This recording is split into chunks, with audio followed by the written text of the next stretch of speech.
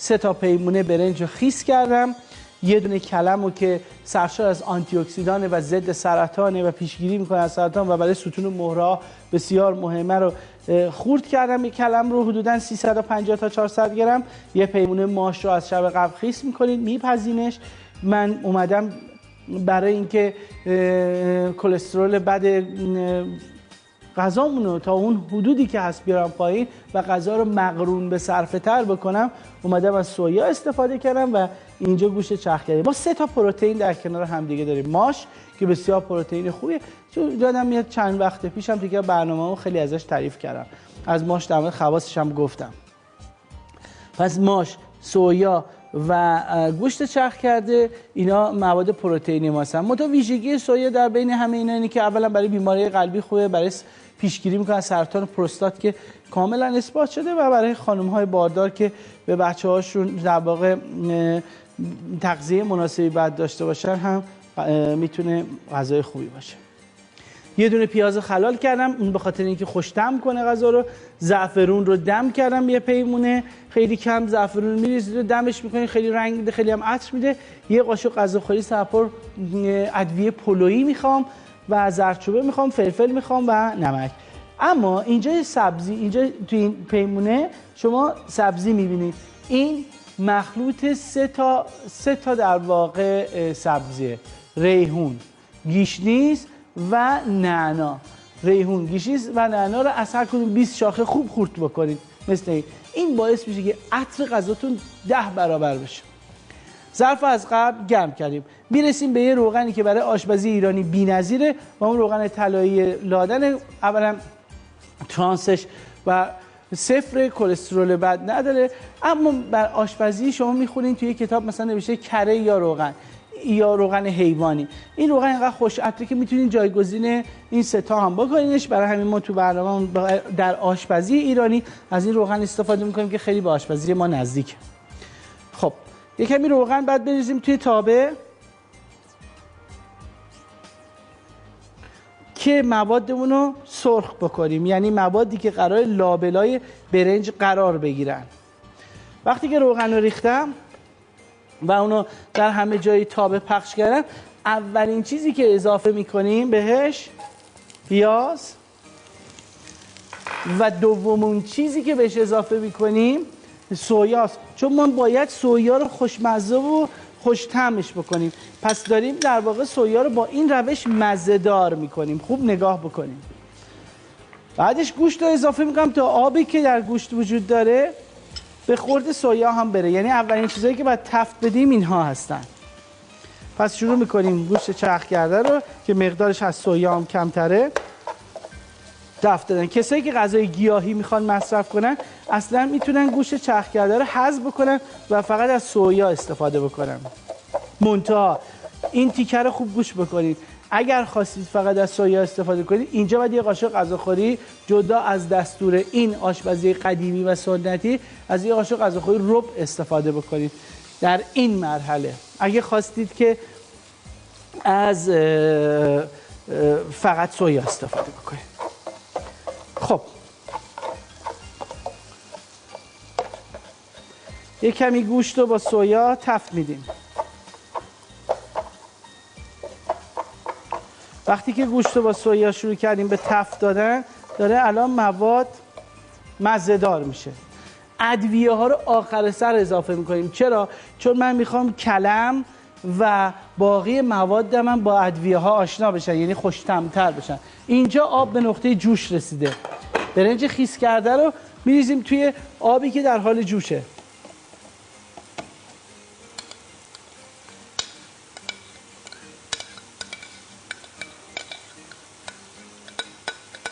یک کمی نمک اضافه میکنیم و با یه وسیله مثل این خیلی آروم برنج توی آب هم بزنید. وقتی که هم زدید یک کمی نمک اینجا به آب در حال جوشیدن اضافه میکنیم و به مایه‌مون هم اینجا نمک میزنیم. خب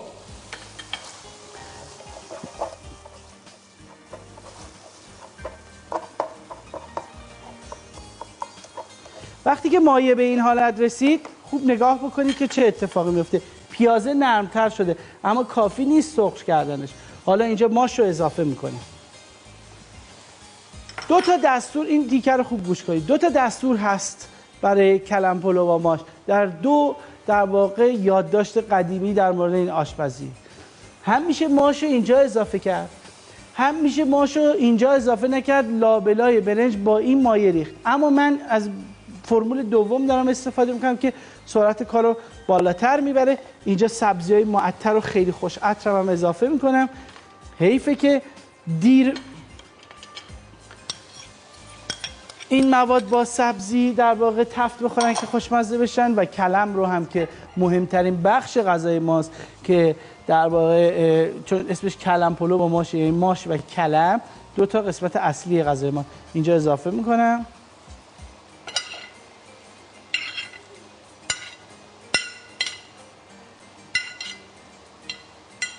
وقتی که اینجا کلم رو اضافه کردم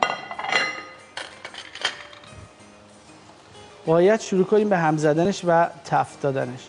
کل مایه باید تفت بخوره، اما این مایه به این شکل تفت نمیخوره. حالا باید مزه دارش کنیم.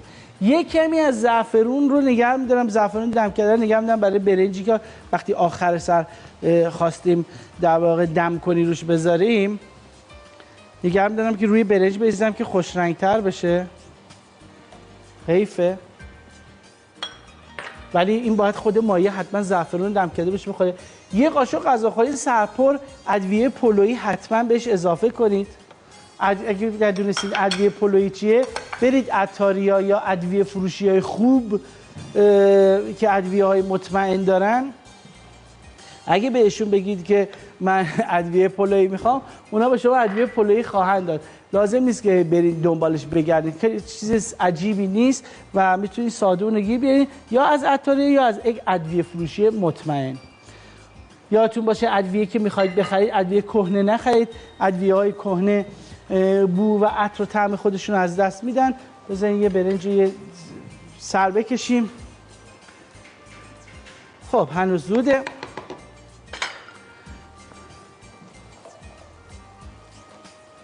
حالا که ادویه ها رو ببینید چقدر زیباست این مایه، یعنی این چقدر مایه خوبیه و ببینید که کلی سبزیجاتش بیشتر از در واقع پروتئین های حیوانیشه، یعنی پروتئین های گیاهیش و سبزیجاتش غالبه و این خودش یکی از اهمیت های این غذاست. این غذای بسیار خوشمزه‌ایه که اگه همونطوری که به شما گفتم شما هم یاد بگیرید و درستش کنید، خیلی از غذاهایی که تو برنامه غذاییتون خیلی میتونید لذت ببرید. از غذاهای تکراری که درست میکنین گاهی وقتا بهتره غذای ایرانی رو سعی کنید از حالت تکرار خارجش کنید که توی پخت غذای ایرانی خیلی واردتر باشید.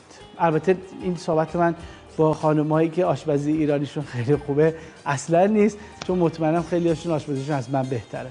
ما سبزیجات رو خوب تفت میدیم، خوب که تفت خورد، نه اینکه بیش از اندازه که حالا سیاه بشه یا 90 تفت میخواد یکم نرم بشه. برنج رو آبکش میکنم، از جایی برنامه رو دنبال میکنیم که باید مایه رو لایه لایه با برنج همینطوری ادامه بدیم مثل لوبیا پلو.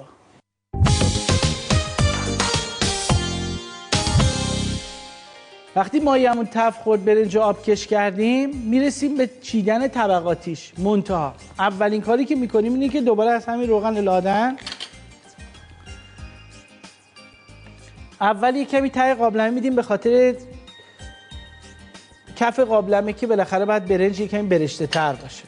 بعد یک کمی برای اینکه خوش رنگ تر بشه از این آب زعفرون هم میریزیم و یک کمی هم برای روش نگه می‌دارم که روی برنج و بالاخره تزیین ایرانیش خیلی جذابه. اما نگاه کنیم برای تدیکش چیکار می‌کنیم. برای کفش یک کمی از این مایه اول میریزم، بعد برنج میریزم. دیگه اول فقط برنج نیست، طبقه اولش برنج با این مایه مخلوطه که حالا مخلوطش می‌کنیم و پخشش می‌کنیم که قشنگ‌تر بشه. وقتی که کفو به اینش ریختیم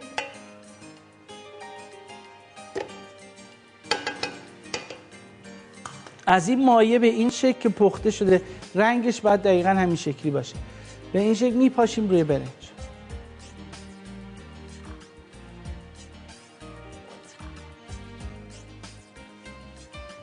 پله پله، طبقه طبقه برنج سفید دوباره حالا میریزیم. وقتی برنج سفید ریختیم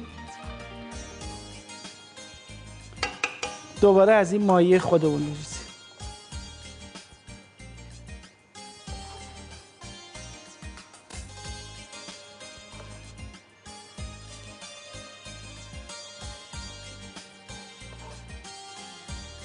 یه مایه بسیار خوشمزه برای برنج که همین امروز هم میتونید درستش کنید.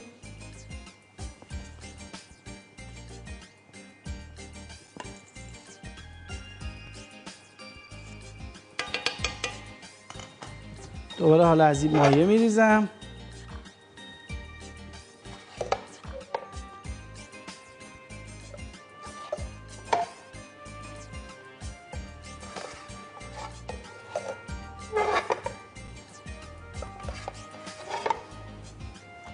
بقیه برنج آخر سر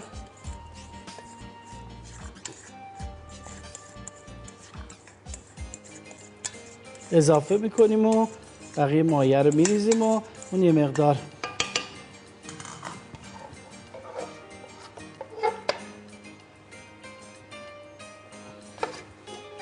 زعفرون دم کردن هم بریزیم روش که خیلی خوش عطر بشه. حیفه این غذا بوی خیلی خوبی باید داشته باشه، عطر خیلی خوبی داشته باشه. خب ما با این کارا در واقع اون سویا هم که برای بعضیا میگن خوش عطر نیست، خوش عطرش میکنیم که جالب باشه.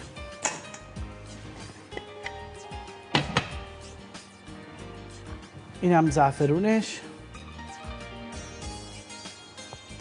یک کمی خیلی کم هم آخر سر روغن بدید روش که خوش عطرتر بشه، که برنج خیلی هم خشک نیست البته، ولی خب یک کمی خوش عطرتر میشه. حالا شعله رو خیلی کم میکنیم، دم کنی میزنیم. وقتی که دم کنی گذاشتیم یک ساعت و نیم این برنج قشنگ کاملا جا میافته. این هم یه غذای ایرانی دیگه که کلم پلو با ماش بود که شما دیدید، فوق العاده برنج خوشمزه. همین لایه لایه پیچیدنش و اون تفت دادن اولیه نفخ کلم رو میگیره، سویا رو خوشمزه میکنه. دیدین که ما غذا رو مقرون به صفحه تر کردیم. یه کلم کوچیک وقتی خورد میکنیم با این همه سبزیجات حجمش زیاد میشه، با 3 پیمون برنج میشه برای چند نفر غذا درست کرد. این غذای ایرانی رو تقدیم میکنیم به همه کسایی که دوست دارن فرهنگ ایرانی حفظ بشه. خدا نگهدار.